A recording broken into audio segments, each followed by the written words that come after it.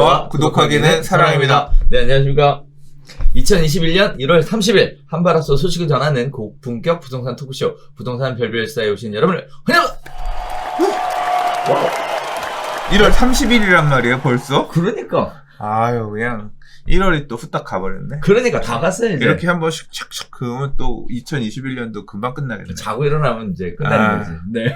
어르신들께서 말씀하신 나이 먹을수록 시간 가는 게 빠르다. 예, 아주 그냥 확실히 체감되네. 어릴 때는 천천히 갔던 것 같은데. 오. 확실히. 예, 어릴 때는 어른이 되는 게 소원이었지. 그지? 근데 어른이 되고 나니까 무슨 놈의 이렇게 할 수 있는 권리보다 책임과 의무가 더 커. 그러다 보니까 잠을 못 자요. 그러니까 시간이 빨리 가는 것 같아. 저는 그 정도는 아니라서요. 좋겠습니다. 네. 네. 자, 오늘 첫 시간은요, 한 주간의 부동산 소식을 전해드리는 부동산 별별 이슈 시간 진행해 보도록 하겠는데요. 자, 첫 번째 이야기부터 본격적으로 시작해 보도록 하겠습니다. 자, 2월 5일쯤 수도권 공급 대책 나온다 라는 얘기가 지금 시장에 솔솔 나오고 있습니다. 뭐 계속 나왔었던 얘기인데요. 날짜가 이제 2월 5일로 확정된 것 같습니다. 공공에 파는 환매 조건부를 검토하고 있다라는 얘기가 있는데 관련된 내용들의 꼭지들을 살펴보면 이렇습니다. 공공재개발, 역세권 개발, 신규 택지의 과감한 개발 등이 포함될 예정이다. 공유용 모기지에 공공자가주택을 포함하는 등 금융당국과 연계한 주택 공급 방안을 실행하겠다. 공공디벨로퍼로서의 한국토지주택공사 LH죠. 역할을 늘리고 용적률 상향이나 도시규제 완화 같은 인센티브를 강화하는 방안을 시행하겠다. 비닐하우스 시대로 불리며 보호가치가 떨어진 지역에 그린벨트 해제 방안도 검토하겠다. 환매조건부 주택, 공공자가주택에 대한 개념도 도입하겠다. 실수요자의 공공주택 유도를 위해 공공자가주택 등에는 전폭적인 금융지원책을 마련하겠다. 라는 얘기인데요. 그동안 공급대책에 대한 단점들이 많은 부분 보완이 된 부분도 있었고 또 과거에 나왔었던 이야기들이 다시 한번 재탕하는 그런 내용들이 나와 있습니다. 자, 가장 큰 변화라고 한다면 과거에는 이제 임대아파트 공급에 주 타겟을 뒀다면 이제 자가아파트 공급에 대한 부분들도 관심을 좀 두고 있는 것 같아요. 시장의 요구가 그런 쪽으로 많이 있어 왔죠. 또 두 번째는 영끌에서 집 산다. 또 무주택자가 집 사기에는 대출이 안 돼서 불가능하다라는 얘기들이 있어 오다 보니 정부가 금융지원책을 마련하겠다라는 얘기가 나오고 있어요. 또 세 번째 이야기는 소량 공급에 대한 얘기들이 계속 있어 왔습니다.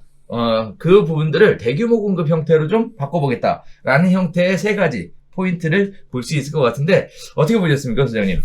뭐 나와 봐야 좀 코멘트 할 수 있을 것 같아요. 구체적으로 어떻게 나올지를 2월 5일에 나온다고 그랬으니 며칠 안 남았잖아요. 그렇죠. 알겠지만 지금 언급된 내용들이 보면 이제까지 얘기했던 것들 이제 좀 총집합. 그렇죠. 이렇게 우리 어릴 때 이 명절 때 고모가 사오신 종합 선물 세트 뭐 이런 느낌으로 보면 종합 선물 세트랑 와 뭐 특별한 거 있나 보면 사실 구멍가게에서 팔고 있는 이것도 이렇게 다 이게 합쳐놓은 그런 느낌이잖아요. 지금 이제까지 막 말로 주워 던져놨던 거 합쳐가지고 재포장해서 소개해주는 그런 얘기인데 이제 결국 이런 여러 정책들의 그러니까 이름은 다양하게 포장이 되어 있지만 사실 이제 내면을 살펴보면 이게 과연 잘 될 것인가 안 될 것인가를 가늠하는 가로지르는 중요한 핵심 포인트들이 있습니다.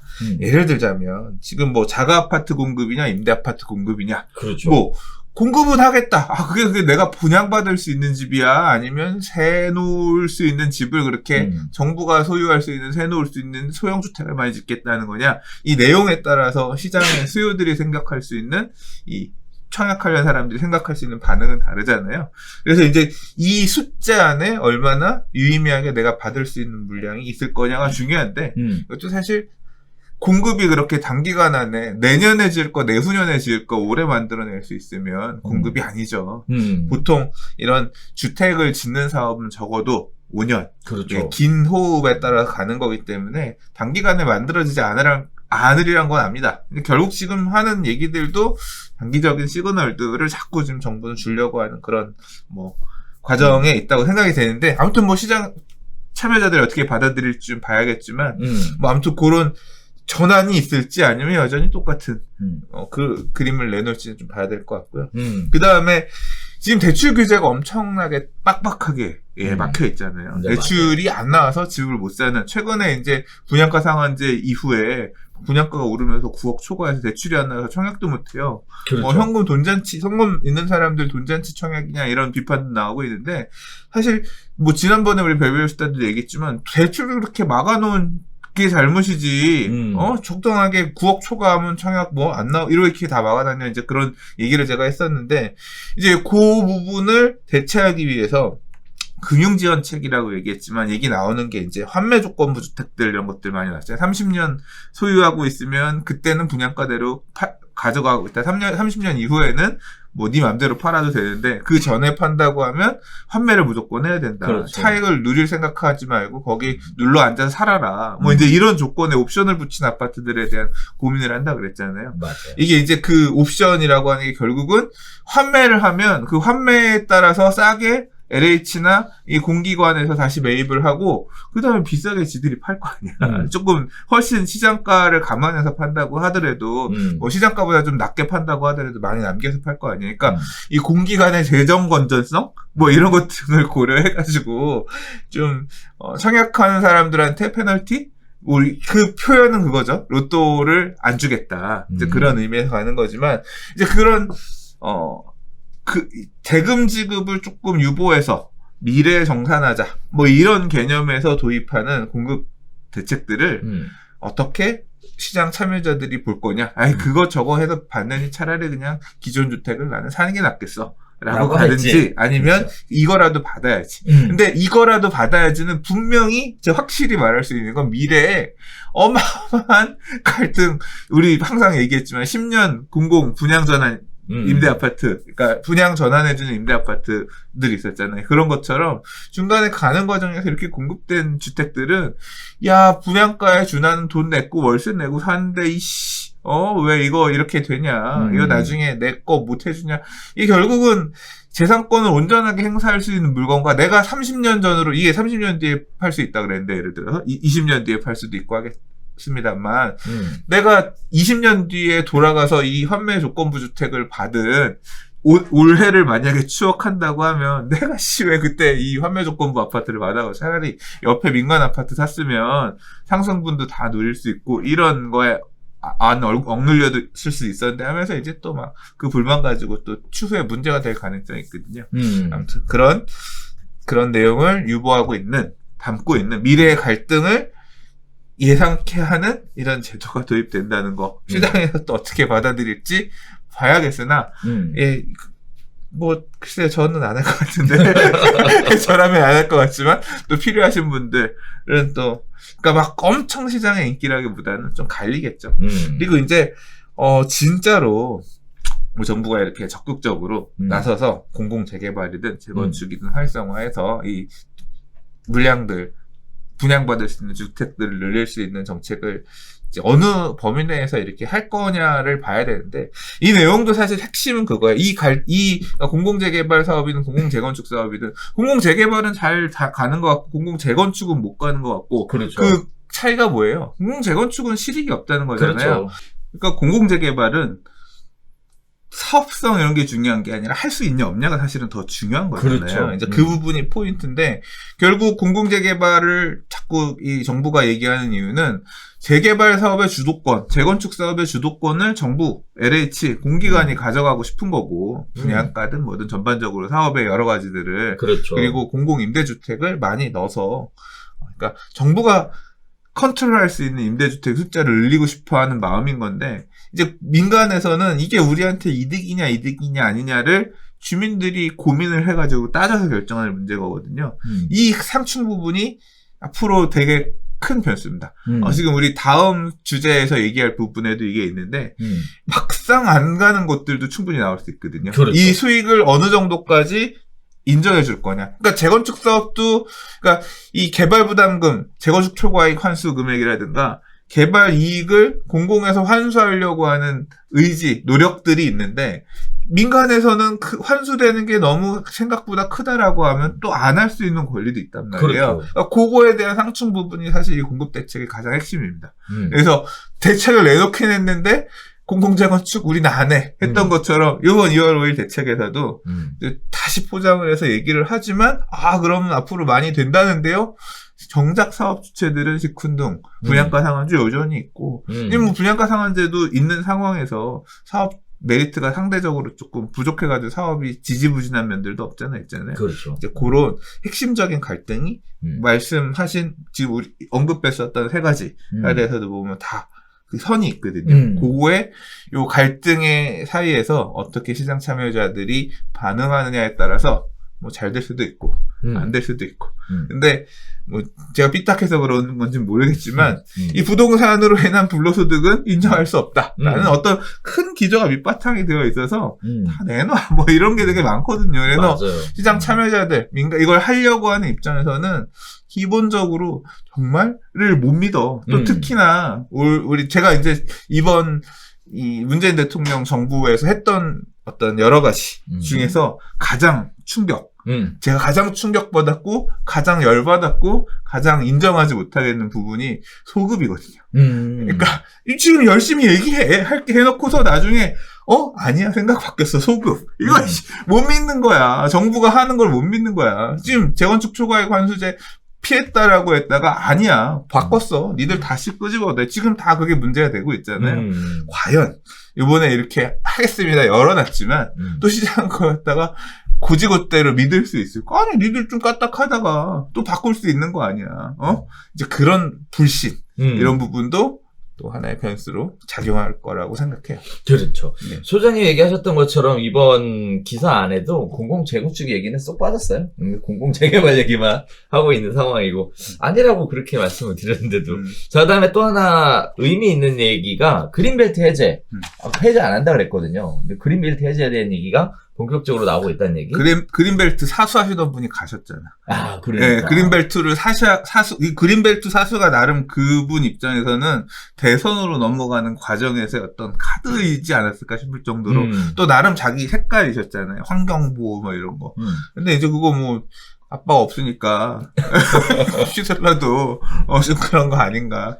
서울 안에 그린벨트들 원래 이제 경기도 쪽은 많이 그래서 3기 신도시가 경기도 쪽에 많이 있는데 서울엔 없어가지고 서울은 서울 도심지내 역세권 그다음에 그 상업지역 내 주거비율 이런 걸로 해서 공급 물량을 만들어내고 유휴 토지들 쓰고 그린벨트는 안 주겠다 뭐 이런 입장이었지만 맞아.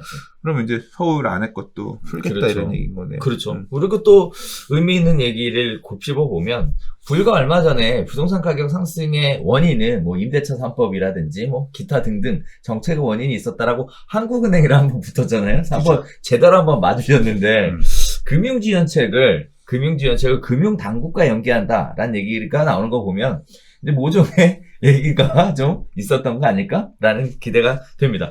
자, 무엇보다도 중요한 건 변창흠식 첫 번째 공급 방안이란 얘기인데요. 뭐 말씀하셨던 것처럼 큰 기조의 변화, 다시 얘기하면 공공이 주도하겠다. 라는 개념, 불로소득으로 보겠다라는 개념 자체가 크게 바뀌지 않은 상황에서 우리가 기대했던 뭔가 굉장히 파격적이고 쇼킹한 내용은 나오기 어렵지 않을까? 라는 생각을 좀 하게 되는 그런. 저는 모른다. 여기는 그렇고, 전 모른다. 2월 5일날 뚜껑 열어보고, 네, 다시 아마 얘기하도록 뭐 하겠습니다. 대책 나오면 그날 읽어보면서, 그날 실시간 방송 같은 거 저는 또 할지 모르겠네요. 그러니까. 네. 자, 그렇게 한번 살펴보도록 하겠고요. 아무튼 2월 5일쯤 나오는 부동산 대책 큰 기대를 가지고, 네, 지켜보도록 하겠습니다. 진짜?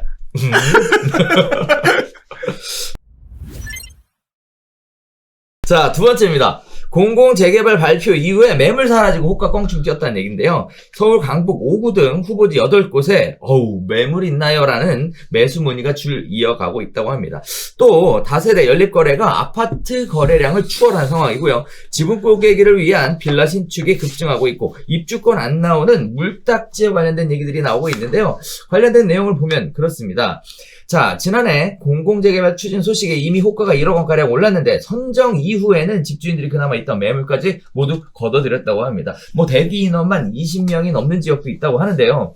또한 서울 다세대 연립주택의 매매 건수가 2107건으로 같은 기간 아파트 매매 건수 1633건보다 무려 474건이 많았다고 합니다. 자, 그 외에도요. 흑석 2구역 같은 경우에는 재개발추진위원회에서 공공재건축을 안 하겠다라는 일종의 포기 가능성을 내비쳤음에도 불구하고 어떠한 방식이라든 재개발 사업에는 속도를 낼 것이다라는 기대감이 여전히 살아있는 것으로 보이고 있습니다. 뿐만 아니라 공공재개발 인근의 아파트 가격도 덩달아 올라가고 있는 이런 추세인데요. 공공재개발 지역은 토지거래 허가구역이지만 실거주 목적의 주택 매수는 가능한 상황이고요. 문제는 이러한 부분들이 결국은 물딱지, 입주권 관련된 얘기에 중요한 영향을 미치게 될 것 같아요. 이렇게 재개발 관련된 가능성이 올라가고 거기에 따라서 사람들의 관심이 집중되고 있다 보니 뭐 신축 빌라를 지어서 지분 쪼개기를 하는 거 반면 여러 가지 얘기들이 이슈가 되고 있으니까 정부는 이렇게 얘기하고 있습니다. 공공재개발의 권리 산정일은 정비구역 지정 여부를 떠나 사업 공모일 지난해 9월 21일로 앞당기기로 했다. 지난해 9월 20일 이후 신축된 건물을 매수하면 입주권을 받지 못하고 시세보다 싼 감정평가 금액대로 팔아야 한다는 뜻이다. 라는 얘기가 나오고 있는데요. 요약을 해보면 그렇습니다. 첫 번째가 재개발구역 가격이 상승한다라는 거고요. 인근 지역까지 번져가고 있다. 아파트 거래량보다 연립 빌라량의 거래량이 많다. 그리고 물딱지, 입주권 안 주겠다는 얘기가 나오고 있습니다. 굉장히 큰 이슈들을 또 몰고 올 내용 같은데 어떻게 보셨습니까, 소장님? 내용이 많았어. 그리고 마지막에 해주신 내용은 엄청 복잡한 내용이라. 그렇지. 네, 뭐 별별 수다에서 얘기하기엔 좀 한계가 있는 내용입니다. 재미도 없고 대부분의 사람들은 관심도 없을 거예요. 그런가? 네. 그리고 이걸 얘기하면 이제 그거 산 사람들은 또 엄청 댓글 달릴 거야. 내 거는 되나요? 뭐는 어떤 그래서 그런 거 분석해드리는 그건 아니니까. 우리 친절하게 댓글 잘 다시는구나, 소장님. 아니 안 달아. 그런데 뭘 또? 네. 근데 일단. 지금 첫 번째로 공공재개발 후보지가 1월달에 일단 1차적으로 8곳 선정이 됐잖아요. 그렇죠. 이것들은 토지거래 허가구역으로 지정이 돼서 아무나 못 사요. 저도 그래서 이제 몇몇 지역 물어봤어요. 전화해서 어떠냐. 그랬더니 실제 매수 문의는 있어. 근데 살 수 있는 사람도 제한적입니다. 허가가 안 나와. 허가 받을 수 있는 물건도 별로 없고 다 물건들이 크고 이번에 지정된 곳들의 상당수가 상업지역들. 그러니까 그 동네 안에서 주택으로 쓰이지 않는 곳들, 이런 곳들이 많다 보니까 물건이 엄청 크죠. 몇십억씩 하는 것들, 이런 것들, 뭐 애초에 좀 거래하기 힘든 물건들, 물론 물건이 없는 건 아니지만 토지거래 허가 받기 까다롭고 제한적인 거.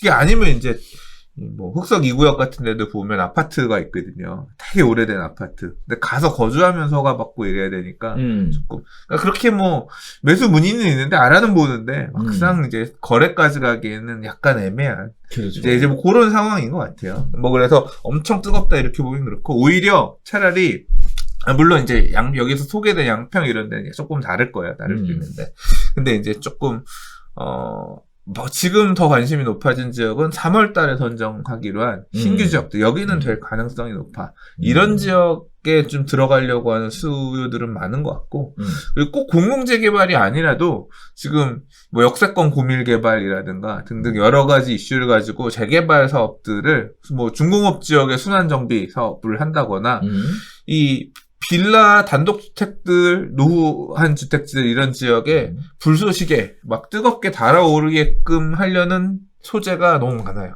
최근에 제가 어떤 일이 있었냐면 제가 게임기 때문에 맨날 세운상가에 놀러 가는데 이 세운상가에서 이제 그 근무하시는 어떤 무슨 제조업체 사장님을 소개받게 된 게 아니라 여기 가서 이 사람이 이것 때문에 머리 아파하는데 가서 얘기 좀 해주라는 거야. 잘 아는 사장님이. 그래서 내가 가서 얘기를 들어갔더니 뭐냐면 이걸 어느 지역을 구체적으로 얘기하면 안 되겠구나. 어느 구청에서 지하철역의 역 주변에 여기 지구 단위 계획을 수립할 거라는 거예요. 그래서 할 거니까 동의. 이걸 좀 써달라. 이런 거 할 거고, 무슨 엔지니어링에서 할 거다. 이 내용이 결국 보니까 뭐냐면, 역세권 고밀개발 내용 핵심이 그거였잖아요. 2종, 3종 일반 주거지역이 포함되어 있는 지역까지도 용적률 700% 그렇죠. 올려서 정비할 수 있게끔 그 틀을 만들겠다. 이게 그 내용이 핵심이었어. 그걸 위한 국토계획법 시행령 개정한 게 핵심이었잖아요. 맞아요. 그러니까 구청에서는 지금 뭘 하냐면 그걸 바탕으로 해서 서울시 안에 있는 300여 개의 역 주변은 지구 단위 계획들을 만들어가지고 그냥 지금 허름한 주택가였던 곳 또는 상가 건물 있었던 지역들에다가 주상복합 때려 지으려고 지금 준비들을 하고 있는 거예요. 예. 그러면 그분은 이제 머리가 아프지. 그 길에 되게 큰 건물을 갖고 계셨던 분인데, 그럼 난 망했네? 딱 그러시는 거야, 그 말씀이. 나는 그러면 이거 해서, 이거 어떻게 된다는 얘기야? 그럼 그 아파트 한 채 받으시고, 또는 플러스 원까지 아파트 한 채 더 받으실 수도 있고, 그 다음 밑에 상가는 이제 구분 상가들에서 그것 중에 몇 개 받으실 수 있고, 그럼 내 건물 뽀개서 그렇게, 난 여기 집 필요 없는데? 뭐 이제 그렇게 되는 거야. 난 망한 거네? 하지 말아야겠네? 나 어떻게 해야 돼? 뭐 이런 식으로 말씀을 하시더라고요. 근데 이제 그 뒤편에 있는 빌라라든가 단독주택 가진 사람은 어떻겠어요? 난리가 나는 거지. 근데 이게 여기 그 해당 지역만 얘기인가? 서울의 25개 구가 다 이거 지금 구청의 관할 구내에 있는 역들 가지고 이거에서 어디 수립할 수 있을지. 왜냐하면 지금 그게 큰 그림이잖아요. 공공에서 요구하는. 그래서 이게 결국 지금 제가 공공재개발 얘기해서 잠깐 넘어왔는데 큰 흐름이 단순히 공공재개발뿐만 아니라 역 주변에 있는 이런 역세권 개발이 재개발이란 이름 또는 아니면 뭐 시행사업이 될 수도 있고 이런 식으로 들끓으면서 집가가 들끓을 만한 이제 그런 어떤 이슈들이 지금 그러니까 단독 그런 큰 건물 가격들은 크게 안 오를 수 있어도 그 뒤편에 빌라 단독주택들은 이제 난리가 뿜뿌가 되는 거예요. 우리 동네 지금 재개발하는 700%로 건물 짓는데 그럼 나 같아도 빌라 지금 원래 거래된 가격에 2억 더 안 받으면 안 팔겠다. 그렇잖아. 빌라 가격이 뭐 이제 그러니까 그게 이제 그런 데들이 이제 그렇게 속출하는 거지. 용적률 300으로 재개발할 수 있는 지역이랑 700으로 재개발할 수 있는 지역이랑 일단 다르다. 실제 나중에 시뮬레이션에서 따져보기 전에 일단 아무것도 안 되는 썩음썩음한 빌라가 아파트 입주권으로 바뀔 수 있다는 얘기니까 완전 다른 얘기가 되잖아요. 이제 그 붕업들이 되게 그런 식의 이게 중공업 지역뿐만 아니라 이제 역주변까지도 확대되고 이제 그렇게 되니까 작년에 지금 뭐 1월 달 들어서 빌라 거래가 아파트 거래보다 많다는 게 나도 제3자 건너들은 나도 이걸 들었는데 이 설문조사 받은 거기 소유주들은 어떻겠어요? 우리 동네 되는 거야. 이제 부동산 가서 사장님 이게 뭐예요? 하면 부동산에서 다 선수들 부동산이 옆에 다 재개발하던 사장님들 앉아있을 텐데 여기 이제 하는 거라 그럼 또 이제 크게 반복되는 거죠. 그래서 2021년은 이 대재개발의 시대라고 아니던 데들 이 불쏘시개처럼 이제 하면서 이걸 사실 지금 정부가 하고 있는 거야. 어떻게 보면 제일 우려할 만한 상황이 생기는 거지. 그래서 그런 상황이 지금 가고 있고 지금 제가 역세권 얘기를 했지만 중공업 지역도 그렇고 지금 기사 아까 읽어주신 내용에 보면 성북 1구역 얘기하셨잖아요. 성북 1구역도 그렇고 이제 많은데 이런 이제 추진할지도 모르는 지역들에서 무슨 짓들을 하냐면 큰 단독주택 하나 가지고 분양권 하나 받는 것보다 이거 부수고 빌라 한 18세대짜리 지어서 딱지 18개 나오고 쪼개버리면 그게 더 이득이 된다라고 해서 이제 그런 쪼개기 작업한 업자들 저 단독주택 사가지고 쪼개는 사람도 있고, 그렇죠. 이제 갖고 있던 사람 쪼개는 경우도 있고, 아무튼 이렇게 난장판이 되는 건데, 이제 선행 내에서 사업 추진하던 지역들은 그 짓거리들을 많이 해놓은 곳들이 있어요. 그래서 이 지역에 막 그렇게 쪼개놓은 물건들이 분양 자격이 될 거냐 안 될 거냐, 될 거냐 안 될 거냐 가지고 엄청 갈등들이 많거든요. 제가 이거 얘기하는 것도 제 나름대로의 답은 있어. 이건 이렇게는 되고 이건 안 되고 이렇게 하면 될 수도 있고 제 나름대로의 답은 있고 맨날 와서 물어보시거든요. 근데 그거를 말하는 것 자체가 되게 내 목을 조르는 그렇죠. 그런 행위가 돼요. 가능성인데. 이 부동산 네가 뭘 한다고 안 되면 네가 왜 그렇게 얘기를 해? 그러니까 말을 저도 안 해버리는 거지. 그건 어차피 안 나오든 되든 그거는 그 내용을 토대로 해서 조합이 관리처분계획 수립해서 구청 가서 나중에 지금도 아니고 관리처분계획 수립할 때 한참 뒤에 얘기거든요. 안 나오면 소송으로 다시 풀고 판결로 풀어야 될 문제인데 그걸 뭐 제가 지금부터 된다 안 된다 따지겠어요. 그래서 근데 이 권리산정 기준일에 대한 얘기는 저는 지금 방송에서는 이렇게 슬렁슬렁 얘기하고 넘어가지만 꼼꼼하게 따지셔서 피해가 없으셔야 되는 그런 상황입니다. 하자가 있을 만한 물건들을 거래하는 경우들도 분명히 엄연히 있어요. 네. 그리고 9월 21일 이전에만 쪼개면 되냐 그런 거 아니거든요. 그러니까 이게 구역마다 달라요. 이번에 기지정됐던 곳들이나 앞으로 추진해서 지정될 곳이나 아직 지금 판단이 유보되어 있는 서울시라든가 이제 좀 해석을 내려줘야 되는 그런 부분도 있거든요. 그렇죠. 예. 또 한편으로 보면 이게 또 수장님 아까 얘기하셨던 소급 적용에 관련된 부분도 또 영향을 미칠 것 같아요. 뭐 기존에 지정했던 곳은 뭐 빼주고, 뭐 이번에 진행되는 지역들은 뭐 포함되고, 뭐 이런 식의 문제들도. 근데 그게 그렇게 임의로 하기가 쉽지 않아요. 그러니까. 예, 그런 식으로 뭐 된다가 아니라 지금 유보가 된 부분이 있어요. 그러니까 지금 예를 들자면 성북 1구역이나 이런 곳이 이번에 3월 달에 정비 구역, 그러니까 공공재개발 구역으로 지정되면 여긴 지정됐으니까 9월 21일로 일률적으로 권리 산정 기준이 지정되는 거냐? 그게 아니면 종전의 조례에 따라서 권리 산정 기준이 지정될 거냐? 이 부분이 사실 좀 명쾌하진 않아요. 그러니까 그때 이제 서울시가 지정을 만약에 한다고 하면 이런 부분을 명쾌하게 유권 해석을 내려줘야 될 것 같아요. 그렇죠. 예. 자, 그래서 사실 이 기사를 뭐 꼭지로 잡은 이유는 이런 부분들의 변화가 있으니까 공공재개발이라고 해서 무조건 막 이렇게 벌떼처럼 달려갈 내용은 아니다라는 얘기를 좀 드리고 싶어서 그런 말씀을 드렸습니다. 특히 지분 쪼개기에 가담했던 그런 빌라 같은 경우에는 이러한 리스크를 크게 안고 있다라는 사실을 좀 알고 그리고 접근해 하셨으면 좋겠다라는 내용에서 기사를 선택을 한번 해봤습니다. 재개발은 어렵고 복잡합니다. 재건축하고 달라요. 그래서 그냥 단순히 빌라 사면 좋다. 예. 샀는데 나중에 하자가 생길 수도 있다. 예. 그러니까 이 재개발은 함정이 되게 많습니다. 얼마 전에는 저 또 이렇게 어느 정도 알고 지내던 분이 무허가 주택 잘못 사셔가지고 사고가 나서 이제 저한테 물어보셨는데 그거 안 나오는 거예요. 어떻게 쇼부 보세요. 지금 마무리하신 걸로 아는데 예. 아무튼 이 재개발은 그렇게 간단하지 않습니다. 예. 자, 세 번째 이야기로 가겠습니다. 불법 분양권인지 모르고 샀는데, 이거 계약 취소돼서 엄청나게 손해를 봤다. 그런데 이게 문제가 또 어떤 데는 되고, 어떤 데는 안 되고, 복불복이라는 거에 더 많은 피해자들의 울음이, 가중되고 있는 상황입니다. 내용을 해요. 분양권을 사서 입주했던 아파트 주민 40여 가구가 느닷없이 쫓겨날 상황에 처했습니다. 자, 불법으로 당첨된 분양권이었다는 게 그 이유인데요. 불법 당첨된 분양권인지 모르고 샀다는 걸 증명했지만 시행사는 계약 해지를 통보했습니다. 대표적으로 부산 해운대 마린시티 자이에서 벌어지고 있는 일인데요. 불법 청약 원 당첨자들은 고작 벌금 300만 원만 냈다는데 우리는 집에서 쫓겨날 판입니다. 이게 과연 공정한 겁니까? 라는 얘기들이 나오고 있습니다. 서울시에서도 같은 문제로 소송이 진행 중이고요. 이들을 구제할 법이 발의됐지만 소급 입법이 적용되지 않는다면 이분들은 전부 다 쫓겨나는 그런 상황이 발생된다고 합니다. 수억 원이나 벌어서 엄청난 이익을 챙겼음에도 불구하고 벌금은 고작 300만 원이라니 결코 불법 청약이 계속되는 거 아니냐라는 것과 함께 적발돼서 받게 될 처벌보다 이익이 더 커서 분양권 전매 사기가 반복된다라는 시장의 이야기들이 나오고 있습니다.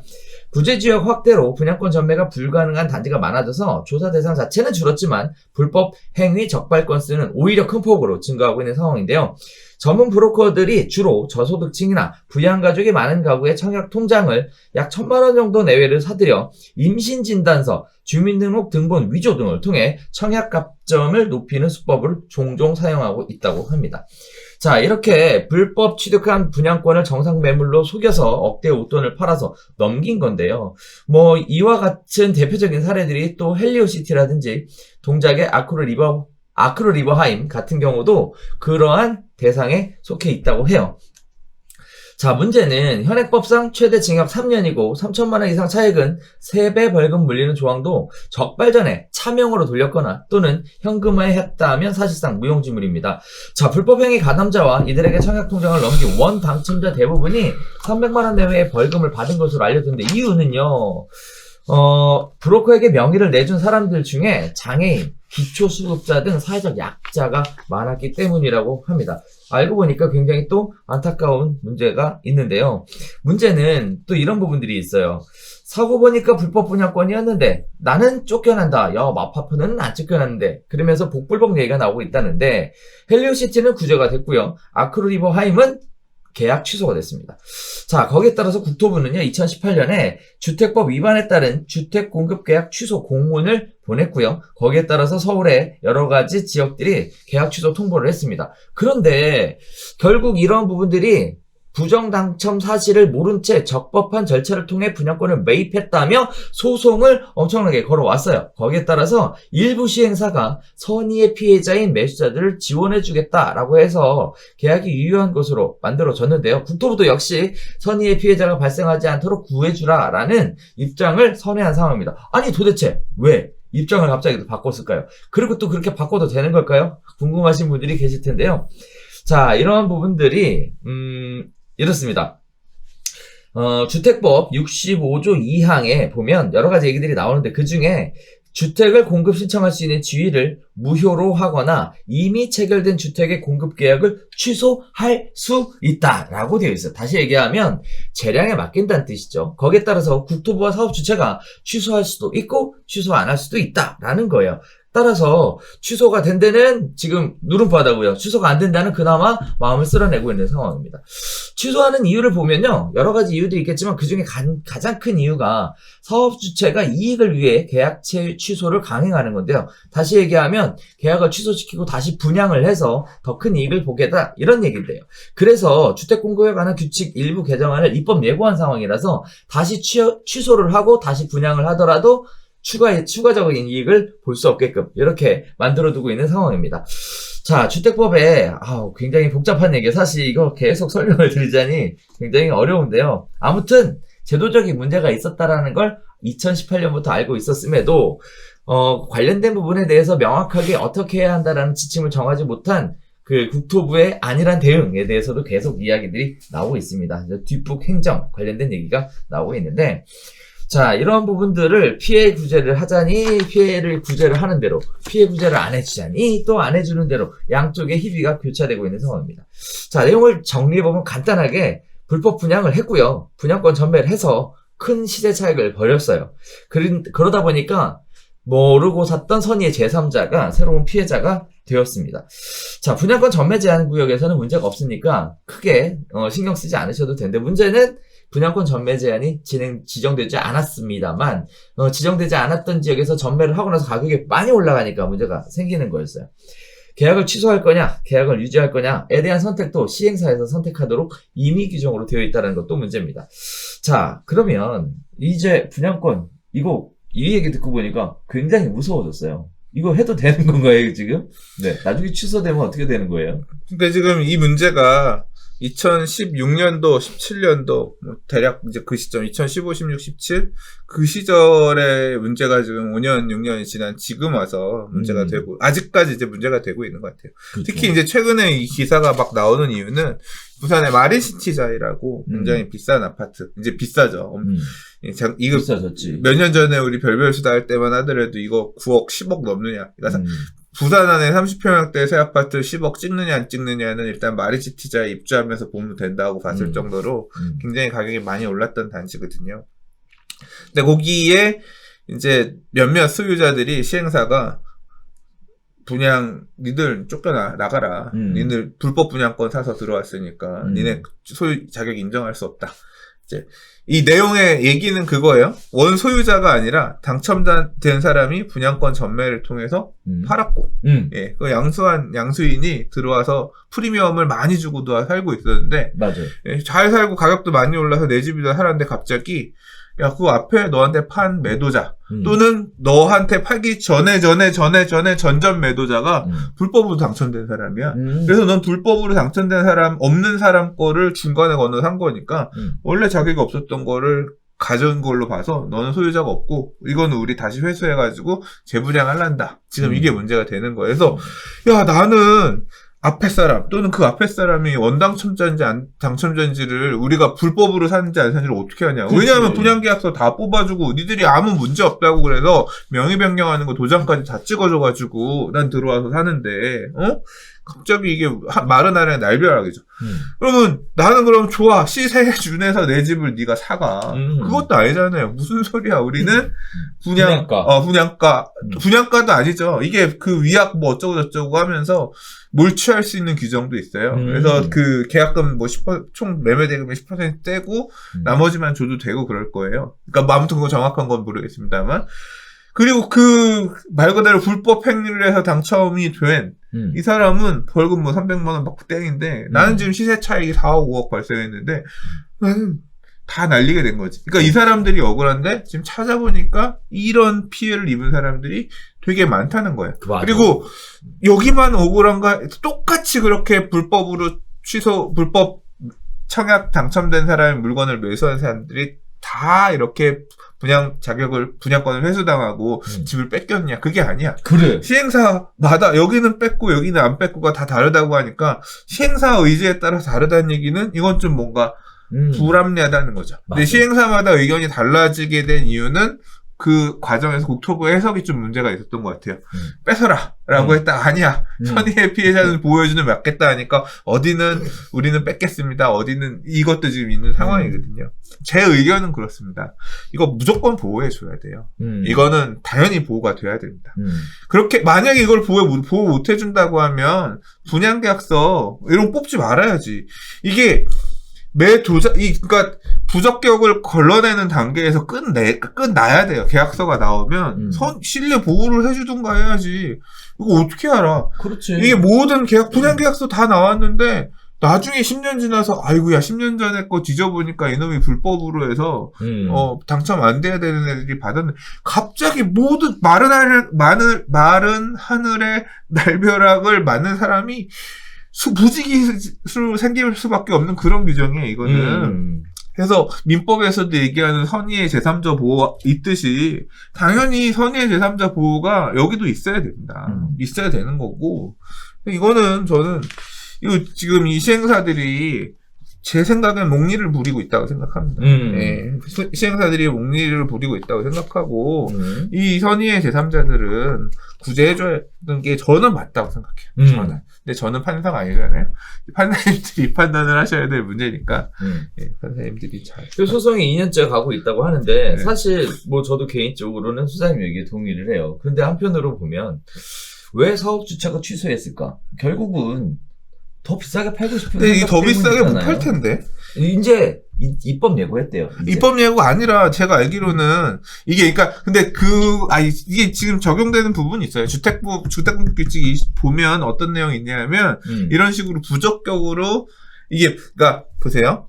미분양이 난 거. 그러니까 이 주택이 보면 미분양하고 부적격 물량은 달라요. 맞아요. 예, 미분양은 뭐냐면 분양을 다 했는데 살 사람이 없는 거야. 그래서 미분양이 난 거야. 이거 같은 경우는 시행 주체가 어떻게든 이렇게든 저렇게든 법에서 정한 절차에 팔고 나서 그래도 미분양이 나면 어떻게 팔든 그거는 걔네 마음인데 이 부적격 물건은 뭐냐면 원래는 온당한 당첨자가 받아갔어야 되는데 이 당첨된 사람의 적격이 아니었기 때문에 그 물건이 나중에 다시 나온 거란 말이에요. 그러면 과거로 돌아가서 예비 당첨 몇 순위를 끄집어내다가 이 분양을 줄 수 없으니까 이건 뭐냐면 애초에 미분양난 물량이 아니라 원래는 온전하게 청약의 제도에 따라서 분양 받을 사람이 있어야 되는 물건인 그렇죠. 거잖아요. 그러니까 이거는 함부로 팔면 안 되는 거예요. 그래서 이 주택공급 규칙 이쪽에 보면 뭐가 있냐면 이런 식으로 부적격으로 나와 있는 물량들을 몰아서 나중에 공급하는 규정이 있어요. 얘는 분양가를 비싸게 하지 못하게끔 그렇게 되어 있는 내용이 있어요. 근데 지금 제 생각에 뭐 지금 기사에서는 정확하게는 제가 어떤 의미로 쓰셨는지 모르겠지만 이 사안들은 뭐냐면 말씀드린 이 규칙이 바뀌기 한참 전에 일어났던 일들이에요. 그러니까 소급해서 강제할 수 없으니까 그런 게 아닌가 싶긴 합니다. 근데 지금 이제 상황은 어쨌거나 그러니까 뭐 이걸 갖다가 더 비싸게 팔기 위해서 이렇게 묵리를 부리는 것일 수도 있죠. 만약에 이제 그렇지 않으면 그럴 이유가 없거든 전혀. 그래요? 그렇지 않다면 그럴 이유가 전혀 없으니 뭐 알아봤겠죠. 알아보고 해당이 있느냐 없느냐 찾아봤을 것 같은데 한편으로 이런 얘기도 나와요. 조합에서는 재산상 손실을 보고 있대요. 뭐 예를 들어 그러니까 그렇지. 손실은 보죠. 왜냐하면 이게 소유권을 그러니까 입주도 못하고 회수해서 들고 있는 물량들이 이렇게 있는데 이게 종부세 엄청 종부세 낼 거 아니야. 그렇지. 재산 조합이 깔고 있는 또는 시행사가 깔고 있는 재산이 많으니까 보유세 또 엄청 많이 낼 거 아니야 이제 앞으로. 그래서 빨리 여기도 처분하고 싶긴 할 건데. 그러니까 그냥 적당히 그렇게, 그러니까 이미 쓴 돈이 있으니까 주지도 못하는 그런 애매한 상황이 있을 것 같은데 적당히 합의 보면 안 돼? 그러니까. 야, 우리 이제까지 니네 집 이것 때문에 종부세며 연체며 이득 보지 못했던 뭐 있는데 그거에 대해서 니네가 얼마 정도 합의금 지불해주면 니네한테 줄게. 뭐 이렇게 적당히 협의 안 되나? 그러게. 왜냐면 숫자가 엄청 많지는 않잖아요. 그렇죠. 이거 이렇게 쫓겨날 위험에 있었던 선의의 제3자 매수자들도 그 비용들만 좀 더 내면 어쨌거나 나머지 시세 차익 부분은 안 낼 수 있는 거 아니에요. 늘릴 수 있는 거 아니에요. 그래서 그 기준에 대해서 합의에 대한 기준에 대해서 한편으로는 정부에서 마련해줘야 될 것 같은데. 아니지. 정부가 그런 세세하게 이런 개별 합의안을 어떻게 만들어줘? 왜? 그래서 내려가서 마린시티에 가가지고 여기 나와요. 마린시티 가서 문제 해결을 위해 그래요? 수차례 방문해가지고 뭐 어떻게 해서든 해보려고 열심히 노력만 했으나 뭐 안 한대요. 네. 그래서 이 내용은 그래요. 제가 읽어드릴게요. 국토부는 마린시티자의 문제 해결을 위해 담당 인력을 수차례 파견하고 계약 유지 권고 공문을 보냈지만 시행사 측은 계약 취소 입장을 바꾸지 않고 있습니다.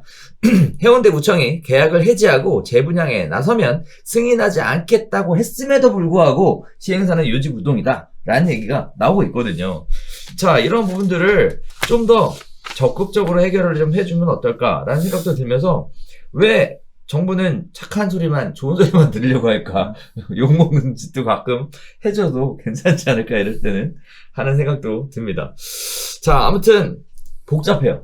이거 읽으면서 이해가 안 돼서 몇 번을 다시 보고, 또 다시 보고, 또 다시 보고 하다 보니까 굉장히 복잡한데. 근데 좀 이렇게 선의의 제3자 이 청약제도에서도 보호해줄 수 있을 만한 어떤 이런 것 좀 만들어주면 좋겠어요. 그러니까. 예, 지금 너무 나이롱이야. 지금 당장 이런 사단이 벌어졌다는 자체가.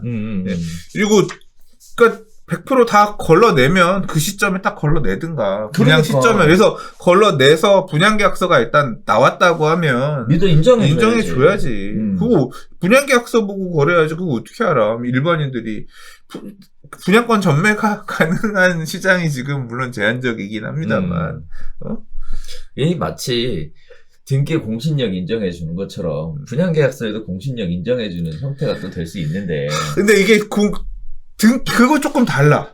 그냥 등기의 공신력은 인정하기가 쉽지 않아. 왜냐면 지금 뭐 몇십 년, 지금 이런 오랜 이 역사 동안 이게 있기 때문에 그걸 하나하나 다 캘 수가 없지만, 청약은 없던 게 갑자기 빵 나오는 거잖아. 당첨자가 딱 나오는 거잖아. 그러니까 없던 게 지금 원시취득처럼 갑자기 튀어나오는 거잖아. 그러니까 그거는 권리관계에 대한 오해나 이런 부분들이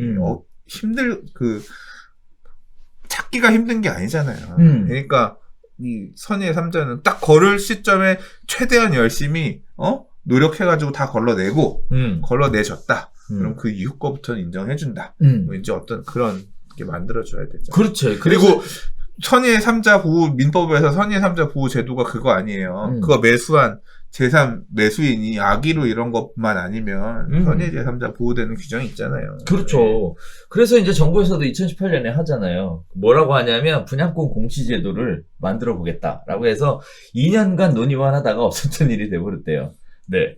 내용이 이래요. 분양권 전매 사기 피해가 늘어날 것으로 어느 정도 예측하고 있었던 정부에서는 2018년 9.13 대책에서 분양권 정보 공시제 도입을 추진을 했었는데 부정청약이 의심되거나 수사기관에 적발돼 기소된 경우 해당 분양권을 공표해서 더 이상의 선의의 피해자들이 발생하지 않도록 하겠다는 취지였는데 분양권 공시제 자체가 피의사실 공표죄로 불법이래요. 그래서 정부에서 못한다고. 네, 이렇게 얘기하셨더라고요. 자, 아무튼 복잡합니다. 자, 정부에서는 정확한 지침을 좀 명확하게 만들었으면 좋겠고 또 피해자들이 더 발생하지 않게끔 이것도 좀 잘 수습해 주셨으면 좋겠고 소송 가서 다툰다고 하는데 결국은 또 판사님들이 멋진 판결봉을 휘두르셔야 결과가 나오지 않을까라는 생각도 들면서 누군가에겐 굉장히 가슴 아픈 일이 될 수 있을 것 같고요. 또 욕심이 화를 불었다라는 생각도 살짝 좀 들어요. 근데 이 소유자들은 욕심이 아니야. 소유자들 말고 시행사들의 욕심이 화를 불었다라는 생각도 살짝 좀 들어요. 그래서 그런 부분들 생각해보면 아무튼 원만하고 조속한 합의와 해결이 있었으면 좋겠습니다. 자, 네 번째 이야기 가볼게요. 집값 다 올랐나? 상승 전망이 꺾였다라는 얘기입니다. 반면에 2030은 더 오른다라는 얘기하고 있는데요. 자, 2030의 주택가격 전망지수는 여전히 사상 최고치라고 합니다. 새해 들어 집값이 오를 것이라는 전망이 다소 주춤해졌고요.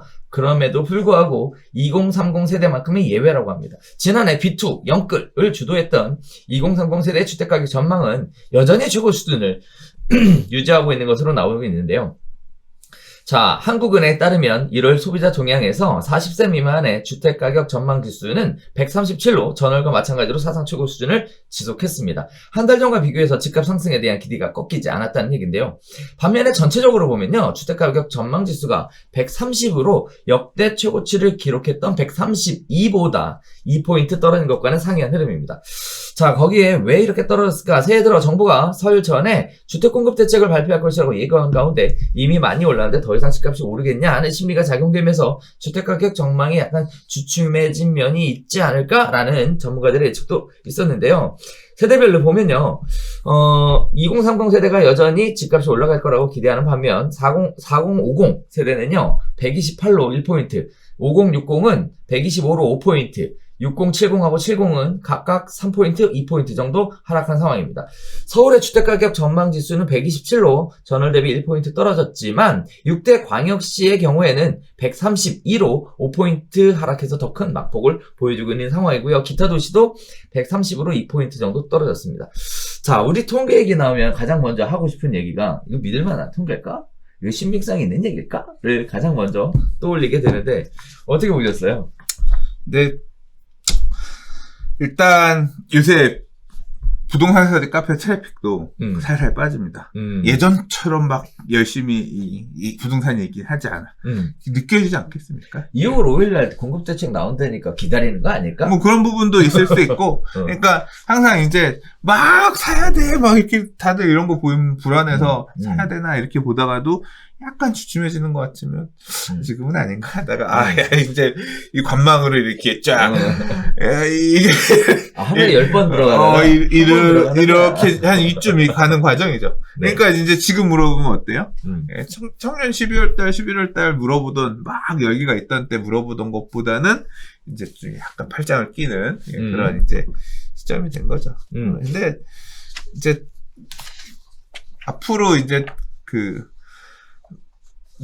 우리 올해 어떻게 될 것 같냐 이제 이런 얘기 할 때도 얘기했었잖아요. 앞으로 2월달, 3월달, 4월달 6월 1일 보유세 기준 전까지 패닉 물건들 급하게 정리해야 되는 물건들 또 보면서 이제 던지는 물건들 나오면서 좀 무거운 좀 종부세 보유세 부담 이런 것들 큰 지역들 같은 경우는 좀 그렇게 막 확 약간 한계가 좀 약간 2, 3월 정도 피크 어두운 시절 지나면서 이제 가격 다시 올라가는 그런 전년의 모습을 보여줄 가능성도 있고, 또 그와 상관없는, 사이드 지역들 이런 것들은, 뭐 또 올해 이제 본격적으로 분위기 타면 또 가져가 있으면서, 봄부터도 갈 수 있을 것 같다. 이제 이런 말씀 드렸고, 또 한편으로는 이 시장 말고 지금 이미 아까 우리 전 편에서 얘기했었던 재개발, 빌라 이 시장들을 좀 가자 외치면서 지금 그러고 있거든요. 그러니까 같은 시장이지만 물건 형태, 지역 이런 거에 따라서 지금 다른 온도차가 느껴지는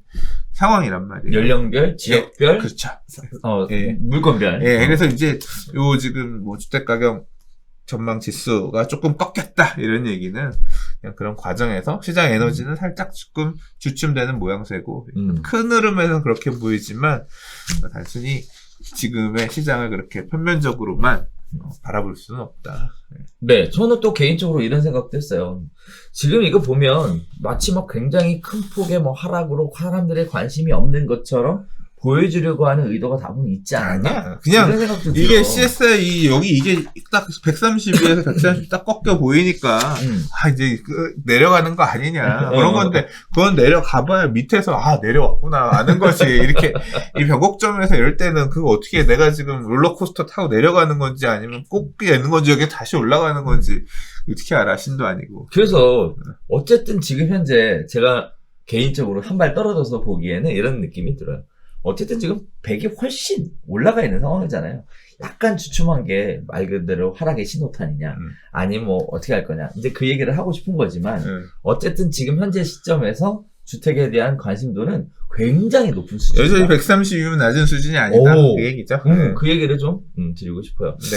그만큼 앞으로의 추이에 굉장히 크게 반응할 수 있는 변동성이 큰 시장 아니겠냐라는 생각도 듭니다. 자, 5번째 이야기 가볼게요.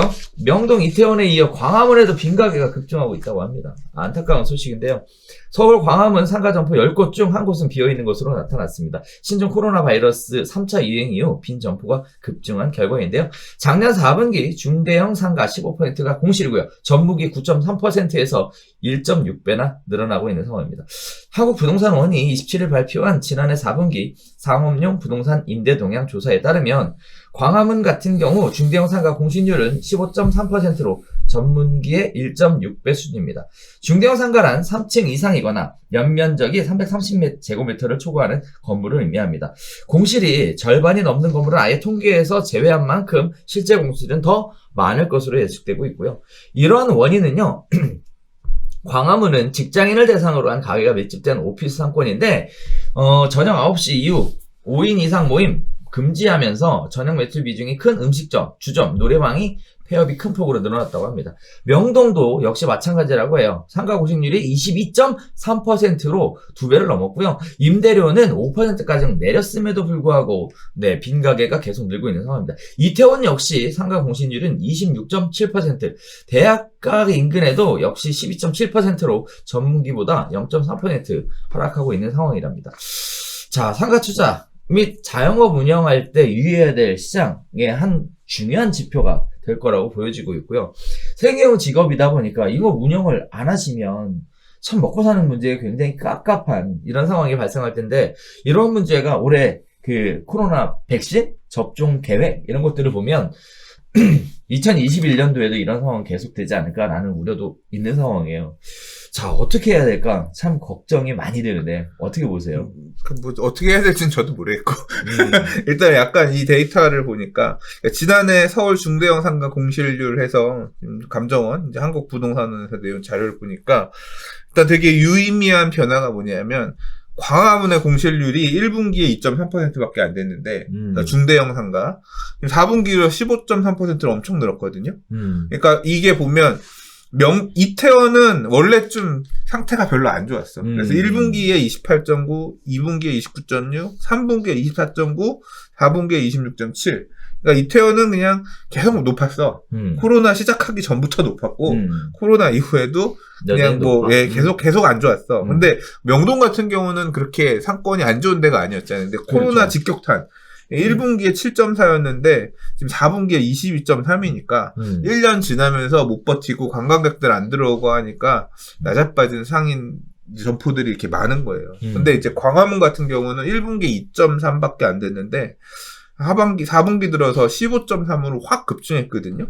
엄청 많이. 그러니까 이게 뭐냐면 이게 작년 가을 이후에 특히 이제 겨울, 여름에 막 급증했다가 약간 안정화됐다가 거리두기 한참 하고 하면서 그랬다가 이제 겨울 들어서 또 우리 뭐 5인 이상 집합금지 연말에 이거 하면서 지금 꽉 조였잖아요. 그러니까 이 광화문은 사실 이 명동은 관광객이 안 들어오니까 안 내는 거고 광화문은 직장인들이 회사를 안 나오니까 또는 이제 안에서 먹고 마시고 9시면 칼같이 그만둬야 되고 가야 되고 하니까 이제 그런 매출이 늘어날 수 없는 이런 한계가 있다 보니까 그런 거 아니에요. 그래서 이제 그런 업종에 대한 그러니까 코로나 이펙트가 제대로 그냥 바로 이 공실에 영향을 끼쳤다 이렇게 생각이 돼요. 2021년도 코로나가 종식되고 이제 좀 어느 정도 다시 사람들이 오프라인에서 가득가득 서로 얼굴을 맞대며 호흡을 맞대며 뭐 이런 상황 오기 전까지 근본적으로 개선이 되기는 어렵겠죠. 근데 코로나 이후에는 어떻게 될 거냐? 우리가 과거에 생각했던 것처럼 다시 이렇게 그 시절의 상가로 돌아가 줄 수 있을 거냐? 잘 모르겠어. 그건 이제 어렵다고. 예, 그거는 예. 그런 시절이 그런 그리운 시절이 올 거냐? 또는 더 막 근데 이제 이 트라우마가 생긴 거죠. 제대로 지금 한 대 맞았지. 와 이렇게 그러니까 그런 거 아니에요. 이번엔 코로나 19였는데 뭐 코로나 22 이런 거 나와서 또 백신 그럼 만약에 그런 게 나온다고 하면 또 이 겁이 나는 거 아니야. 사람과 사람과의 비대면 대면이 겁나고 이제 이런 시절이 오면서 확 애초에 야 이런 먹고 마시는 거는 작년 연말에 우리 연말 모임 그렇게 했다니까요. 줌 틀어놓고 그냥 안주 갖다 서로 먹으면서 느슨하게 이렇게 연말 모임을 했어요. 줌 노트북 열어놓고 술 안주 넣고 서로 보면서 얘기하면서 이러고 먹었었거든요. 그러니까 길게 먹을 수 있어. 막 6시간 이렇게 먹어도 누구는 가서 놀다가 이렇게 그러니까 뭐냐면 새로운 그러니까 그게 세상이 바뀐 거 아니에요. 그런 트렌드가 만들어지는 것처럼 앞으로 또 어떻게 바뀔지 모르지. 근데 오프라인의 어떤 상업적인 가치는 지금보다 떨어지겠죠. 그러니까. 어떻게 보면 이런 생각도 들어요. 요즘에 뉴질랜드 같은 경우에는 이번에 코로나 종식 선언을 얼마 전에 했다고 해요. 네. 짱이다. 짱이죠. 오. 그런 거 보면 이런 생각도 들더라고요. 뉴질랜드가 취했던 첫 번째 정책이 뭐였냐면 은행 금리 동결. 그래서 뭐 이자를 못 받게 하는 거죠. 네, 대출해 준 거에 대해서. 이렇게 뭔가 큰 어떻게 보면 대기업, 정부부터 나서서 이런 뭔가를 해왔는데 우리나라는 이렇게 자영업자만 때려잡는 듯한 이런 모습들을 보여주고 있어서 자영업자들만 계속 지금 두들기고 있으니 사실 생각해보면 황금 때 시간, 저녁 9시부터 지하철 막차 그때가 가장 많이 붐볐잖아요. 요즘 나가보면 9시가 제일 붐벼요. 그 시간이 줄어든 거지. 황금 시간대 영업이 안 된다는 얘기인데 그거에 대한 보상도 없고 그러니까 또 K 방역의 실체가 의료진 쥐어짜고 자영업자들 쥐어짜가지고 지금 억지로 지금 이렇게 유지하고 있는 것이다 라는 비판이 있잖아요. 맞아요. 딱 그렇죠. 네. 그리고 또 뭐 지원금 해준다 뭐 한다 뭐 여러 가지 얘기들 하고 뭐 신청하라고 오는데 그걸로 해결책이 안 되잖아. 택도 안 돼. 어떻게 그걸 그러니까 하겠어요? 그거 솔직히 얘기하면 생색내기다. 저는 개인적으로 그렇게 얘기를 좀 하고 싶어요. 뭐 근데 그게 지금 우리 주제 핵심은 아니니까. 아무튼 상가는 너무 힘들어졌다. 그러니까 뭐 앞으로 어떻게 해야 되냐 뭐 그런 답을 드리진 못하겠고요. 당장 일단 지난해 이 공실률 변화만 보더라도 이 코로나가 어떻게 이 상권의 침체, 공실에 영향을 미쳤는가. 이게 지금 공실이 20몇 %라고 해서 나머지 이 상가들, 공실이 아닌 상가들이 잘 하고 있다는 얘기도 아니잖아요. 그렇죠. 거기도 지금 아니죠. 네. 죽어 나자빠지는 거고, 올해 또 몇 개월, 상반기 이렇게 가면 어떻게 또 바뀔지 모르겠네요. 네. 자, 그래서 수익형 부동산에 관심 가지고 계신 분들은 오늘 지금 통계 관련된 부분들을 유심히 좀 살펴보셔야 될 것 같아요. 그런 얘기 하더라고요. 뭐. 제가 잘 아는 형님 중에 경매 이제 전업투자자 형님이 계신데 이제 경매 좋은 물건 앞으로 많이 나올 거예요. 막 이러면서 이제 경매 시장을 또 얘기를 하시더라고요. 안타깝다. 그러니까 이 자본주의 사회에 민낯이야 어떻게 보면 이런 게 망해 나가는 데가 있으면 하이에나들이 있어. 이제 나한테 기회가 오는구나. 기다리는 것도 있고 이 자본주의 사회가 그러네요. 참혹해. 뭐 그래서 사실 우리도 얼마 전에 경매 강의를 개강을 했어요. 그래서 굉장히 유명한 교수님을 모시고 경매 강의를 진행을 하고 있는데 일단 첫 번째는 강의가 예술이에요. 너무 잘하시더라고요. 두 번째는 개념을 좀 바꿔서 생각하기로 했어요. 이제 이런 부분들 때문에 경매 물건이 많이 나올 것이다 라는 생각과 함께 입찰자, 시장 참여자가 많으면 많을수록 가격 하락을 좀 지탱해주고 끌어올려주지 않을까? 그러니까 경매하시는 분들 공통적으로 이렇게 얘기합니다. 경매하는 사람이 나쁜 사람, 엄청 좋은 사람이지. 그렇죠. 그렇게 얘기를 해요. 왜냐하면 내가 가장 비싼 돈을 써서 낙찰을 받았기 때문에 이 채무자, 그러니까 이 경매를 넘겨야 되는 사람이 그만큼 빚이 줄어드는 거야. 내가 싸게 받았으면 그만큼 채무가 덜 깎이는 거 아니야. 맞아. 그렇게 얘기를 하셔요. 경매하시는 분들은. 최고가 매수인. 내가 가장 많은 돈을 당신에게 주는 겁니다. 그렇게 얘기하더라고요. 그러니까. 그래서 우리가 이번에 그런 관련된 부분들을 진행을 지금 하고 있는데, 일단 의미 있는 결과들로 연결될 것 같아요. 그래서 아무튼 경매를 기회로 생각하시는 분들이나 또는 경매를 통해서 어쩔 수 없이 힘든 선택을 하셔야 되는 분들이 있는데, 이런 분들이 조금이나마 좀 만족스러운 그런 결과로 매각할 수 있게끔 그렇게 가는 것도 나쁘진 않을 것 같습니다만, 아무튼 이런 상황으로 자영업자들의 위기상, 힘든 상황이 계속되고 있다라는 거는 웃으면서 얘기할 부분은 아닌 것 같습니다. 정부에서도 이거 좀 심각하게 신경 써주시면 좋을 것 같습니다. 자, 6번째 이야기 가볼게요. 권익위원회에서 드디어 또 하고 싶지 않은 부동산 중개보수 손본다는 얘기가 나오고 있습니다. 자, 주택 매매 전세 가격이 상승하면서 거래가액에 따른 일정 비율을 중개보수로 책정하는 일률적인 체계가 소비자 부담을 가중하고 있다는 판단으로 중개보수를 손보겠다라는 얘기가 나오고 있습니다. 주택 매매 전세 가격이 오른 점에 감안해 주택 중개보수 부과 대상 금액의 구간을 신설하는 등의 제도 계산인데요. 매매의 경우에는 9억에서 12억 원 구간을 신설해서 0.7% 보수를 적용하고 12억 원 초과분에서는 0.9%를 적용한다. 또 전세도 6억에서 9억 구간을 신설해서 보수는 최대 0.5%로 낮추고 9억 초과분에 대해서는 0.8%를 적용하겠다.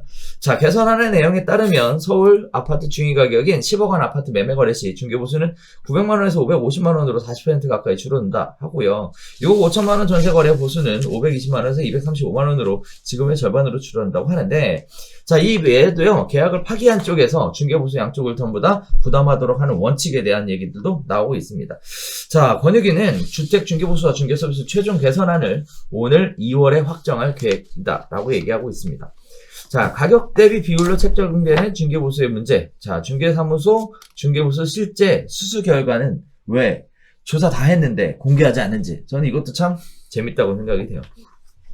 자, 부동산 가격이 올라서 중개보수가 많다면 역으로 부동산 가격을 잡으면 중개보수 조절되는 거 아닙니까? 이런 생각도 좀 들고요. 반면에 부동산 가격이 낮아지면 중개보수는 다시 올려주는 건가? 이런 생각도 듭니다. 왜 항상 얘기만 나오면 애꿎은 공인중개사만 잡아먹는지 참 알 수가 없습니다. 자, 중개보수만 가지고 먹고 살 수 있을까에 대한 고민도 깊어지고 있는데요. 부익부 빈익빈 현상이 중개업에서도 가속화되지 않을까라는 우려도 생기고 있습니다.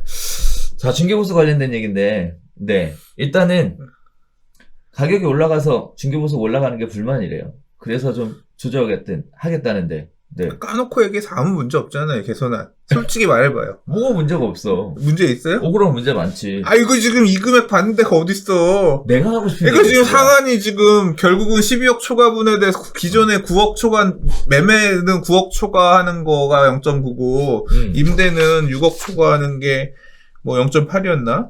몰라. 아무튼 그게 지금 0.8이 9억 초과로 바뀌고, 그 다음에 0.9가 12억 초과로 바뀌고, 0.9에서 12억 사이는 0.7. 너는 뭐 이거 바꾸는 거야. 집값이만큼 평균적으로 많이 올랐으니까 그 상한만 조금 약간 좀 바꾸자 이런 얘기잖아요. 문제 없잖아. 문제 있어. 뭘 문제 있어? 엄청 큰 문제가 있습니다. 지금 0.9에서 0.9 받는 데가 어딨어.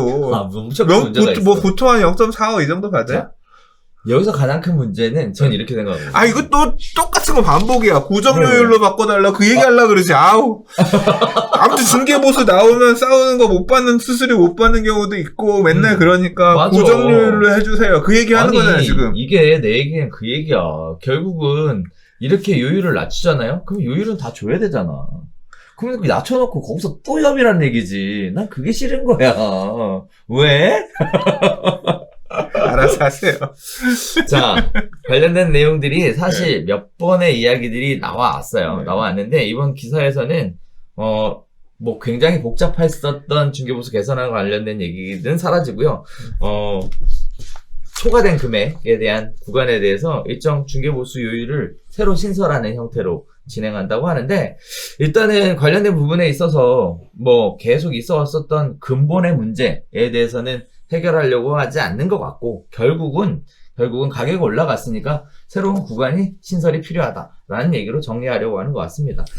그러니까 이 조영희 대표님 얘기는 항상 그거예요. 중개부에서 나오면 수수료 갖고 협의하기 힘들고 정해진 이 수수료 협의 때문에 수수료 못 받는 경우도 있고 하니까 중개업자들의 권익 보호를 위해서 고정료율을 만들어 달라. 0.7 이렇게 안 줘도 되니까 0.4면 4, 0.5면 5. 맞아. 딱 그냥 고정료율 하고 이거 안 주면 개새끼.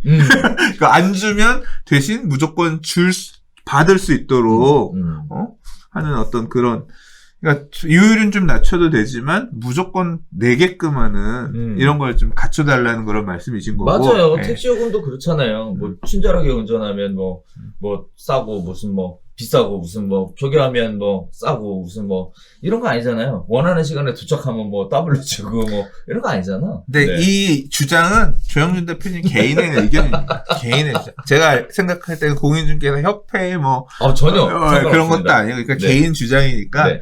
항상 하는 얘기다. 앞으로 수수료 얘기 나오면 그냥 복붙이야. 고정료율. 이거 내가 딱 얘기하면서 수수료 얘기 나오니 그 얘기하려고 이거 기사 픽했구나. 뭐 이제 그런 얘기고, 지금 바뀌는 내용은 결국은 구간을 조금 더 나눠서 0.9 이상의 많이 받을 수 있는 구간을 12억 초과, 임대 같은 경우는 9억 초과, 고가 구간에만 요구할 수 있게끔. 근데 상한이 그거고 다 그렇게 안 주시잖아요.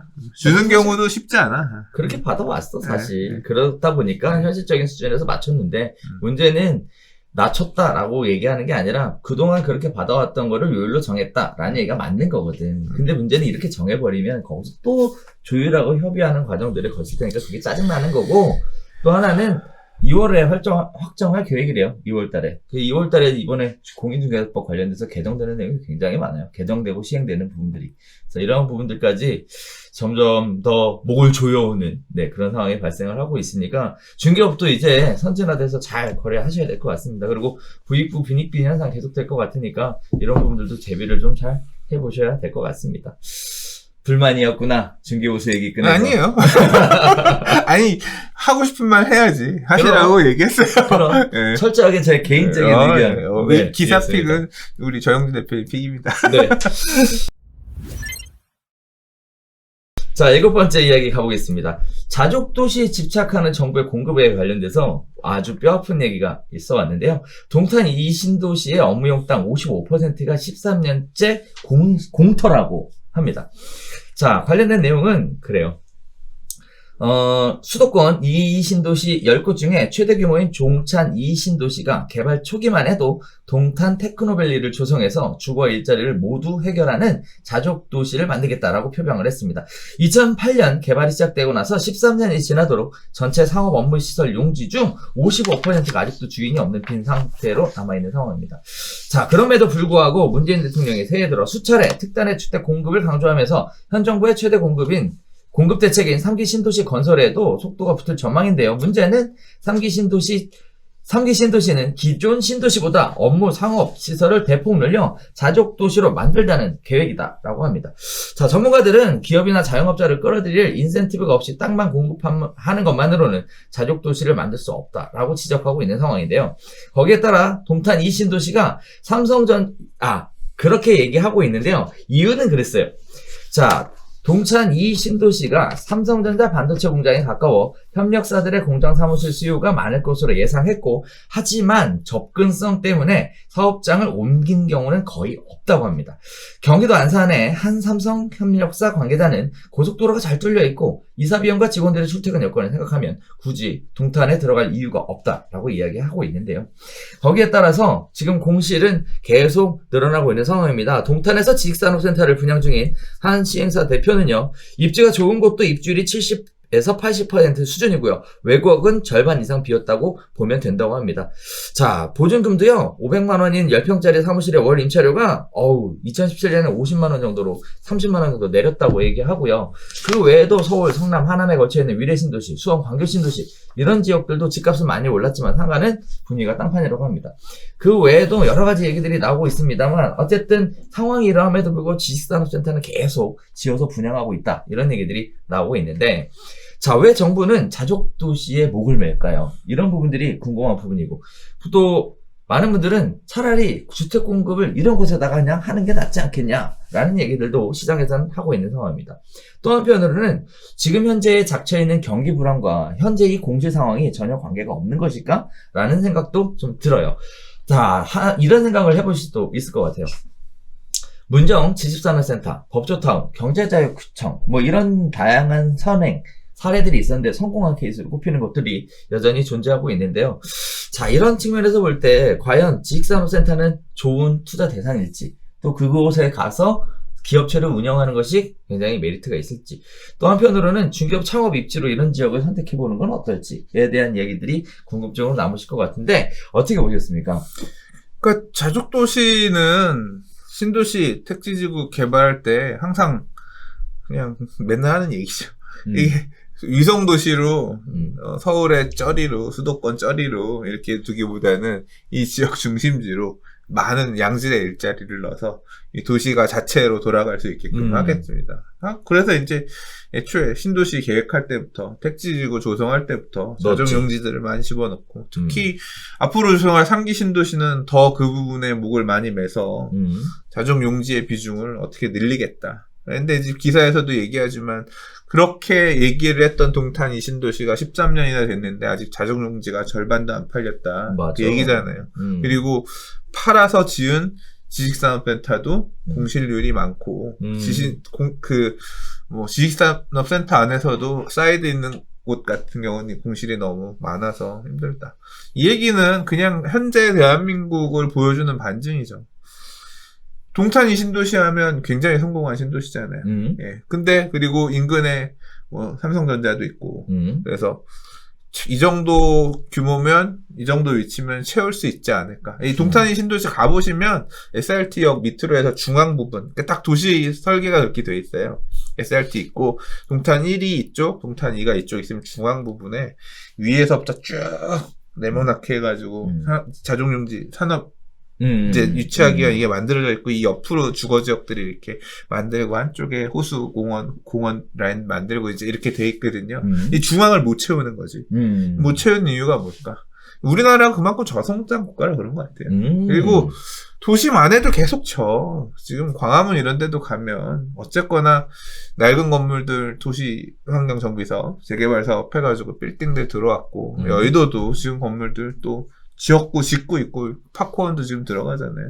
그러니까 재생을 통해서 빌딩들도 들어서고 뭐 동탄이만 있습니까? 지금 뭐 3기 신도시도 계속 넣는다 그랬는데 과천지구도 그렇고 앞으로 창릉 신도시도 그렇고 또 지금 뭐 교산이면 전부 다 이 자족용지들을 다 집어넣으면서 그 지역의 중심지로 그러니까 도심의 역할들을 이제 분할해서 수행할 수 있는 그 지역의 중심지로 만들고 싶어하는 이제 그런 마음에서 이 신도시를 계속 계획은 하는데 그나마 제가 생각할 때는 동탄이 50% 45% 채운 것만 되게 선방한 케이스일 거예요. 다른 데들은 더 못 채우는 것도 많을 거예요. 그러니까 이게 정치의 입장이나 또는 도시 계획에서의 생각하는 입장 생각보다 못 쫓아가는 것이. 시장이 이 약간 눈을 돌려서 생각해 보면 혁신도시들도 그렇잖아요. 예. 이 노무현 대통령 시절부터 추진했었던 혁신도시란 게 그런 거 아닙니까? 이 서울의 집값이 문제인 이유는 모든 서울의 이 핵심적인 어떤 우리나라를 지탱하는 핵심적인 기업들이 서울에만 다 있어서 이걸 다 지방으로 분산해야겠다. 그래서 주택토지공사 저희 보내고 다 공기업들 다 한전 내보내고 다 내보내서 혁신도시에 갖다 꽂고 니들은 그 동네 뼈를 묻어 뿌리가 되라. 그래서 그 기업들 그쪽에 도시 만들고 그래서 혁신도시들 키우고 서울을 분산시키려고 했는데 결국 골다공증의 원인이 됐잖아요. 그 동네가 혁신도시 개발해놨더니 그 동네 구도심만 싹 빠져가지고 신도시로 옮겨오고 지금 그런 결과가 나왔고 서울은 그러면은 규모가 줄었느냐? 아니지. 삼성도 한전 보냈더니 한전제리에다가 더 고밀로 업무지고 져버리잖아. 이거 내보냈더니 그 안에다가 더 빽빽하게 채워지면서 지금 채워지고 있잖아. 이게 이렇게 도시계획 이렇게 간다고 하더라도 도시가 만들어지고 이런 게 이렇게 생각처럼 쉽지 않다니까요. 이 고용이라고 하는 게. 그냥 그 혁신도시도 잘 안 된 이유 중에 하나가 지방분들 얘기해보면 지방의 젊은 사람들 얘기해보면 너 이 동네 살 거냐? 아니라고 나도 다 대학교 나와서 뭐 해서 좀 어느 정도 이 생각하는 분들은 다 나도 서울 올라가서 할 거라고 일자리가 양질의 일자리나 괜찮은 일자리 이런 것들이 서울 중심으로밖에 안 만들어요. 또 기업 입장에서도 서울에서 부산에서 부산 쪽에서 부산 중심에서 이 부동산 관련된 프로테크 하시는 분도 그런 얘기를 한대요.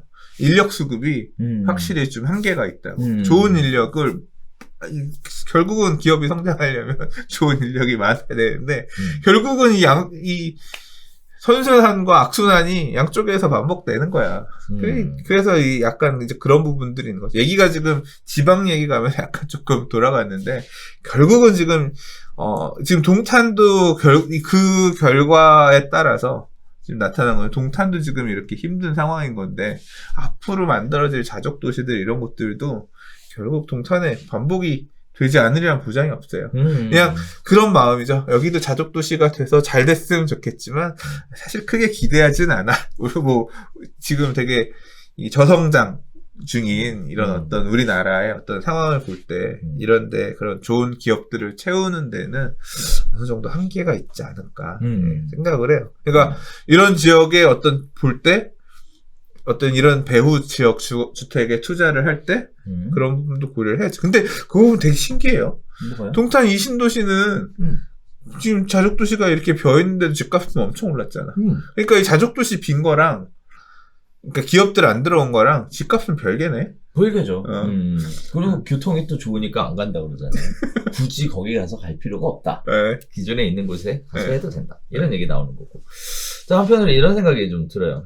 지식산업센터와 관련된 부분들이 계속 공급을 하고 있고 분양 광고들을 계속 하고 있다 보니까 이 사업이 굉장히 빨리 자리를 잡고 굉장히 뭐 큰 황금알을 낳는 수익이다라고 생각할 수도 있을 것 같아요. 그래서 제가 개인적으로 드리고 싶은 말씀은 굉장히 오래 걸리는 사업이라는 거예요. 뭐 성공했던 사업들도 마찬가지입니다. 뭐 SH공사에서 직접 추진했었던 문용동 같은 경우에도 마찬가지였고 다 10년 이상의 굉장히 긴 사업 기간을 가졌었다라는 것도 미리 염두에 두고 들어가셔야지 이제 그런 식의 이야기에 혹하면 안 된다라는 거. 근데 약간 좀 그건 다른 게 그 부분에 대해서 제 태클을 거는 게 아니라 문정 법조단지는 좋잖아. 좋지. 입지가 좋잖아. 그리고 배후에 죽어도 되게 그리고 이게 지식산업센터가 임대료가 상대적으로 인근 지역의 오피스보다 많이 저렴하기 때문에 그렇죠. 저도 저희 동네에 있으면 지식산업센터 만약에 제가 가까운 곳에 움직일 수 있는 지식산업센터 있으면 갈 마음이 있다니까요. 그리고 확실히 도심권의 오피스에 비해서는 지식산업센터가 임대료가 훨씬 싸기 때문에 그쪽을 또 혜택이 주어지고 이런 부분이 가는 부분들이 많아요. 뭐 그래서 동탄이의 사례는 제가 뭐 이 지역에 대해서 엄청 잘하는 게 아니기 때문에 말씀드리 조심스럽긴 하나 아직은 조금 말씀하신 것처럼 좀 긴 시간이 걸리는 아직 환경이 좀 조성이 덜 돼서 그런 부분이 없잖아 있는 것 같고 문정은 워낙 좋은 위치니까 그렇죠. 네네. 그래서 그런 부분들이 있다라는 거. 그렇게 위치가 좋은데도 오래 걸렸다는 거. 그쵸. 이런 거 생각하셔야 될 것 같고요. 또 한편으로 보면 지식산업센터를 같은 곳에 유치하기 위해서 지자체가 적극적으로 팔을 걷어붙이고 나섰다라고 얘기하는데 지식산업센터에 입주를 하면 어떤 혜택을 볼 수 있는지에 대한 홍보는 좀 잘 안 이루어지고 있는 것 같아요. 그래서 혹시라도 관심이 있는 부분들이 가실 수 있게끔 그런 부분들이 좀 안내가 좀 제대로 됐으면 좋겠다라는 생각도 좀 들고 반면에 지식산업센터가 이런 형태로 언젠간 다 채워질 거거든요. 선생님 얘기하실 때는 일단 저놈은 채워지잖아요. 어쨌든.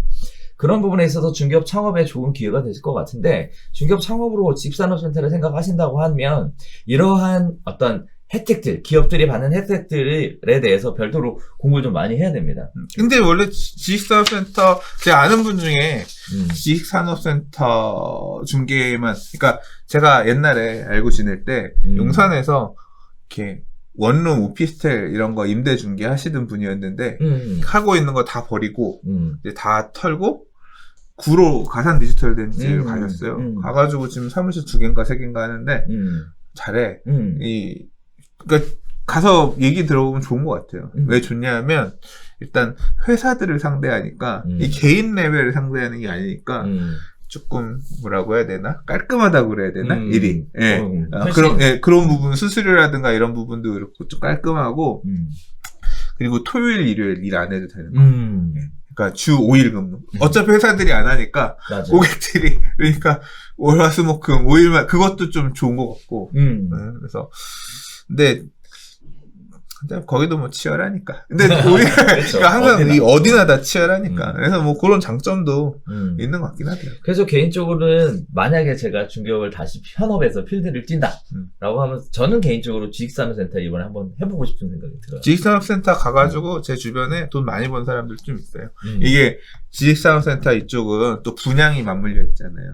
그러니까 이게 결국은 회사 이런 거고 또 이 지식산업센터 분양받을 때 회사들이 분양받을 때 대출도 많이 나오잖아요. 맞아요. 네, 그러니까 임대를 얻으러 왔다가 그 임대료 낼 거면 저기 지금 지어지고 있는 거 있는데 계시다가 분양 받으세요. 하면 잘 매칭도 되고. 그렇죠. 네, 그래서. 또 주의하셔야 될 거는 지식산업센터는 그 실제 운영하려고 하는 분들만 할 수 있어요. 그러니까 원래 임대 목적으로 목적으로 안 돼. 분양이 안 돼요. 원래 예. 원래 자기가 자가 사용 목적의 공급이고 사업 목적으로 일부는 쓰는데 뭐 일부 임대 놓겠다. 이제 그런 경우가 임대가 제한적으로 되고 가상 같은 경우는 굉장히 그 검증도 까다롭고. 그렇죠. 그렇죠. 네. 네. 그래서 그런 부분들의 조건이 있으니까 창업으로서도 좋은 입지인 것 같고 또 중개업 하기에도 네, 괜찮은 것 같고 또 법인을 많이 대상으로 하기 때문에 이런 부분들도 심리적으로 스트레스가 조금 낮아지는 이런 부분도 있는 것 같고요. 반면에 뭐 공부해야 될 것들이 좀 많아요. 네, 혜택들 같은 거. 네, 이런 부분들을 얼마나 잘 하느냐에 따라 달라질 것 같고 또 주택 중개하듯이 이렇게 특정한 바운더리 안에만 중개하시면 이제 답이 안 나오고요.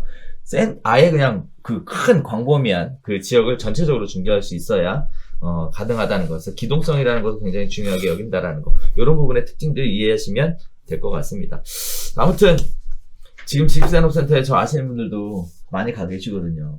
네, 분양 쪽 일도 하고 뭐 중개업도 오픈하시고 하시고 계시고 또 뭐 요새 우리 수업 들어오러 오시는 분들한테 항상 발표하다 보면 올해는 재개발의 트렌드가 될 것 같으니까 재개발 공부 좀 해라 이런 얘기 말씀드리고 동시에 지식산업센터 관련된 거 괜찮으니까 이런 부분들에 대해서 좀 알아봐라 이런 얘기들을 계속 드리고 있는데 뭐 사실 오늘 얘기 나왔었던 지역들을 중심으로 해서 밸리 형태로 이렇게 많이 만들어지고 있는 초창기 사업장도 있고 또 오래됐으나 아직까지 활성화를 못 띄고 있는 사업장 이런 데들도 있고 여러 가지 아무튼 그러네.